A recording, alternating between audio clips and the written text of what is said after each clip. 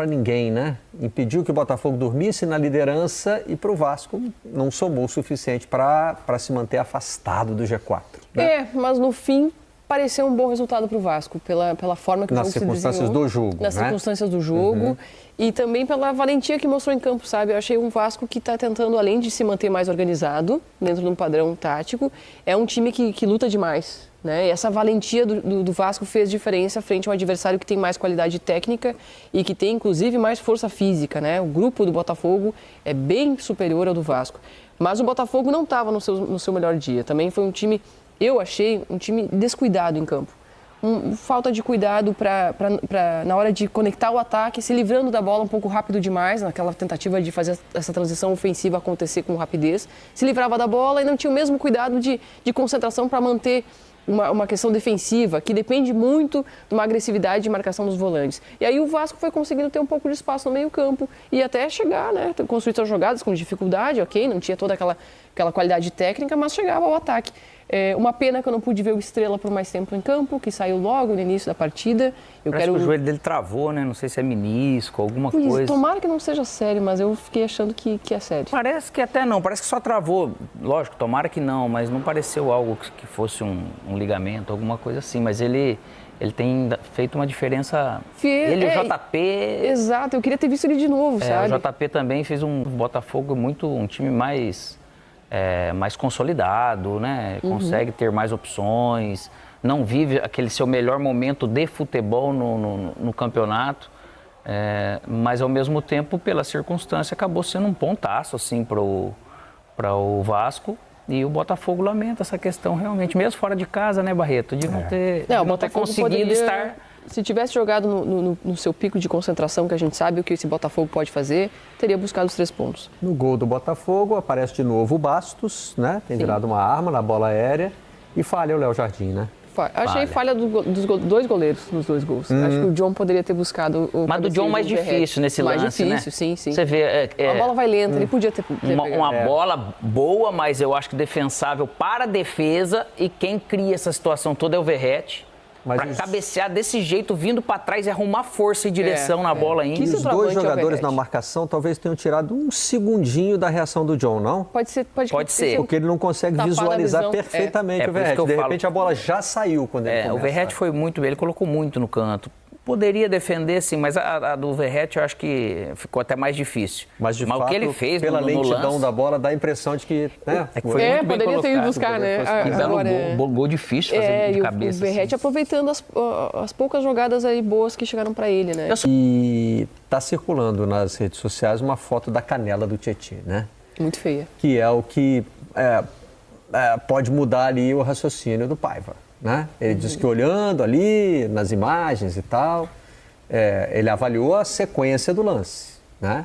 Aí, ok, mas às vezes o ato tem que olhar a consequência também, né? Tem que olhar. E tem um rasgo feio na canela do Tietê em função dessa entrada do Hugo Moura. E o Hugo Moura foi além, né? Eu acho que ele foi um pouco além da dividida. Esse pé que sobe ali, que sobra, não tem explicação. Embora ele tenha atingido a bola primeiro...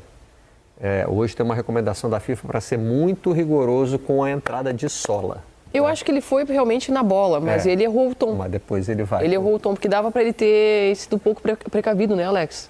Poderia, mas sempre que acerta a bola, você vê que ele deixa o pé assim. Então tem uma certa intenção de chegar firme, que para mim poderia ter sido expulso tranquilo. E poderia ter machucado ainda mais sério o Tietê. Sim. E o pé tá apoiado, né? Exato, quando pega assim. Exato. A consequência foi grave mesmo. Agora vamos ouvir o treinador do Botafogo, Arthur Jorge. Naturalmente que posso dizer que este que não é um resultado que nós, Botafogo, possamos ficar satisfeitos. Olhando sempre para o contexto, e um contexto de continuidade de uma prova longa, é mais um ponto somado, fora de casa, e isso já só por si pode fazer com que nem tudo seja mau. Mas naquele que é o Botafogo que eu idealizo e a julgar também pela desilusão dos meus atletas, digo que é o nosso Botafogo que nós não ficamos satisfeitos com este resultado.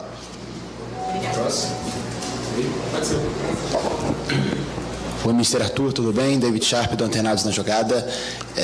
Bom, a torcida vem reclamando, de uma forma geral, com o desempenho do time. Eu queria te perguntar se seria esse um momento de oscilação negativa do Botafogo, mesmo estando na ponta de cima da tabela ainda, brigando pela liderança. E eu queria que você comentasse também sobre o começo do trabalho, que falavam 4 atacantes, o Arthur joga com 4 atacantes, e agora, considerando o Eduardo um volante, que joga de meia também, joga de falso 9, considerando ele como volante, seriam 4 volantes. Então, essa mudança do começo de trabalho para agora, por favor. Obrigado. Mas está a falar da nossa torcida que está insatisfeita? A nossa ou dos outros clubes? A do Botafogo. A do Botafogo. Eu não tenho sentido, honestamente. Não tenho sentido. Não tem sentido, até porque não parece que o desempenho tenha sido, ou que justifique o que quer que seja, de negativo acima de tudo, porque estamos a fazer o nosso caminho, vimos uma vitória, empatámos hoje aqui fora de casa, estamos no top 4, portanto vamos manter os pés no chão e saber gerir as expectativas, que me parecem serem muito importantes nesta altura. E se calhar está na altura de eu reclamar também, porque vocês têm que fazer essa análise também. E acho que é importante poderem hoje voltar a tocar naquilo que nos aconteceu já no jogo frente ao Fluminense. Uma entrada violentíssima hoje na primeira parte sobre o Xexé. Obrigou-me a tirar o jogador de campo, na segunda parte não conseguia. Tenho uma ferida aberta, não sei quando é que eu vou ter novamente para jogar. De uma entrada violenta em que o VAR tem que intervir. Isto é criticar, sim. E ficar insatisfeito com aquilo que é momentos do jogo que condicionam, que alteram e que possam passar impunes numa situação que é a segunda vez. E falo por ser a segunda vez, porque aceito que naquele momento rápido seja impossível de se perceber, ou difícil pelo menos, mas com a imagem parada, o jogo parou, e eu já vi a imagem, é por demais evidente que não pode passar impune uma entrada daquelas, como já aconteceu, volto a dizer, frente ao Fluminense, em nossa casa, na primeira parte também.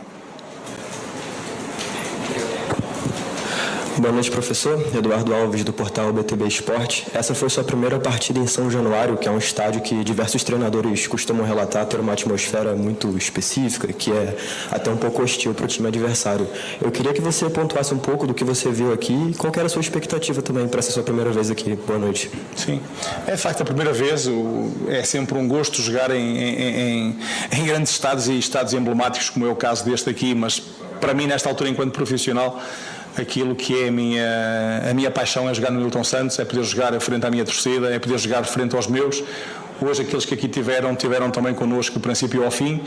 Acredito também que não tenham saído completamente satisfeitos, porque foi só um ponto que hoje aqui levamos para casa, mas nada mais a registar, tendo em conta aquilo que é a minha função, que é poder falar do jogo e daquilo que é o resultado final. Boa noite, mister. Eu queria que você falasse sobre o trabalho de bola parada do Botafogo. A gente mais uma vez vê o Botafogo tendo um gol numa jogada de bola parada, no escanteio. O Bastos fez o terceiro gol dele em 18 dias. Os 3 de escanteio, se eu não me engano. Sim. Então, é uma ferramenta muito trabalhada, uma ferramenta muito importante. O Botafogo faz ela muito bem, com muita eficiência. Eu queria que você falasse sobre esse trabalho, e o João também é um cara importante nesse sentido, né? É mais uma ferramenta, porque você sabe que hoje as equipas, e eu já tive a oportunidade de dizer também aqui, nós temos um Brasileirão muito equilibrado, com boas equipas, com equipas muito competentes, e nós temos que estar sempre à procura de argumentos para poder ser superior ao adversário. Uma das ferramentas é exatamente isso, da questão das bolas paradas, que têm resultado ofensivamente. Temos trabalhado também bastante aquilo que é o momento defensivo, porque são 2 momentos muito específicos, muito próximos da nossa área, onde normalmente existe muita gente dentro da área, quer ofensiva, quer defensivamente.